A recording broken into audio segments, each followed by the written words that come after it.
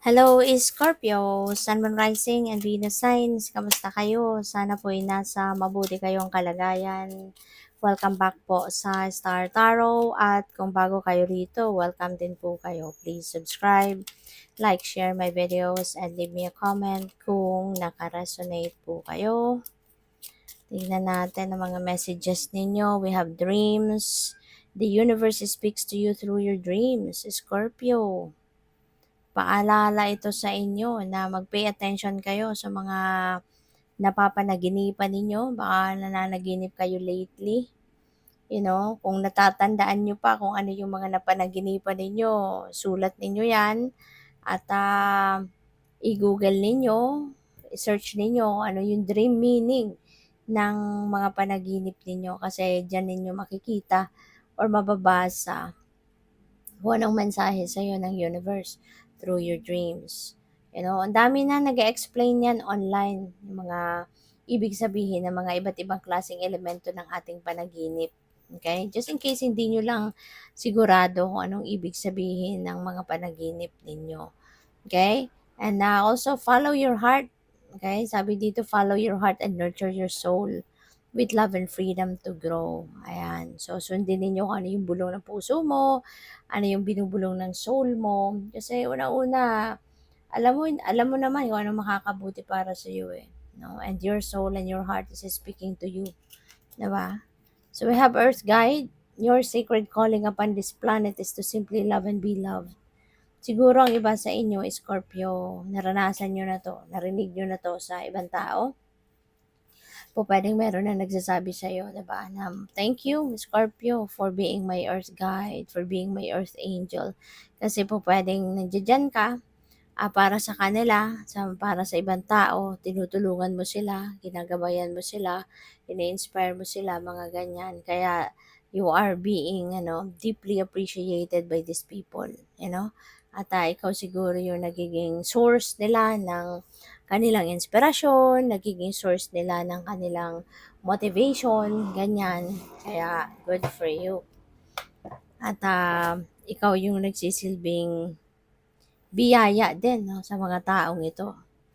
So, by the way, maraming salamat for subscribing. And kung hindi pa kayo nakakapag-subscribe, subscribe na po kayo. Maraming salamat din for not skipping the ads. Malaking bagay yan sa akin. And also, please click the join button sa baba ng video kung gusto ninyo na mag-join sa membership. Okay? Salamat po. So, what else? We have a blessing on a homecoming. Naiuuwi. So, pwedeng maaaring matagal-tagal na kayong hindi nakakauwi. Siguro matagal-tagal na hindi kayo hindi ninyo nakakasama yung mga mahal ninyo sa buhay, mga kamag-anak ninyo, mga anak ninyo sarili, magulang, asawa ninyo, gano'n. O pwedeng galing kayong abroad pa, no? O pwedeng galing kayong other parts of the country, malayo-layo sa pamilya ninyo. Kaya this homecoming would be a great blessing, no, para sa inyong lahat. Kasi magkakasama-sama kayong muli, mayayakap ninyo at mahahawakan, makakausap ng harapan ang mga mahal ninyo sa buhay. So, have fun. Enjoy. So, we have Morrigan's blessing of peace after battle. Wow. So, most likely, Scorpio, finally, magkakaroon na din ng kapayapaan kayo. Pwedeng yung pag-uwi na to, it's because maaring magkakaayos na kayo or nagkaayos na kayo ng kung sino mang kapamilya, siguro ninyo na naging kaaway ninyo, or maaaring meron kayong pagkakagalit with another family member in the past. No, maaaring yun ang naging dahilan kung bakit hindi kayo nakakauwi dahil dyan, no, sa hidwaan ninyo. Pero maaaring nagkausap na kayo sa telepono, online, ganon. Maaaring na-patch up na ninyo yung hindi ninyo pagkakaintindihan. Kaya po pwedeng ngayon, gusto lang ninyo na magkita kayo. Gusto lang ninyo na maakap ninyo ang bawat isa. Personal na magkapatawaran na. Diba? So, yun. This is nice. This is a sweet homecoming, no? Yun ang napipick up ko dito.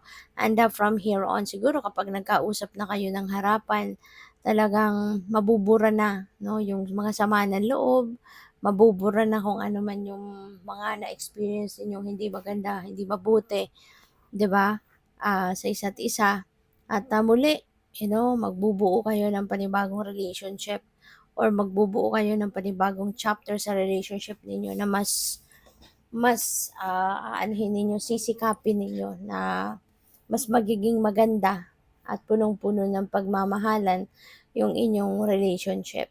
Anumang klase na ang relationship ninyo with this person.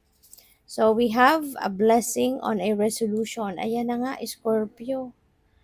May pagbabati talaga. Magra-reconcile kayo, which is really good. Kasi po pwedeng ikaw dito yung maghahain ng resolution, ano? Ikaw dito yung, siguro ikaw din yung mag-step up as the bigger person. Kayo yung mag initiate ng conversation. Maaring ikaw din yung mag-uunang magsalita, makipag-usap dito at ikaw yung maglalatag ng resolution. So po pwedeng merong compromise, 'di ba? Para na magkabati lang kayo, magkaayos lang kayo, maibalik ninyo sa dati yung inyong samahan, ang inyong relationship with this person. So, yun, baka kayo makakapag-isip ng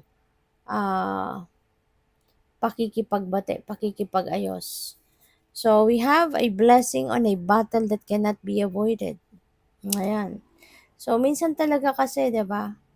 May mga sitwasyon na hindi mo talaga maiwasan kasi we're just humans. Mga tao lang tayo, we're not perfect.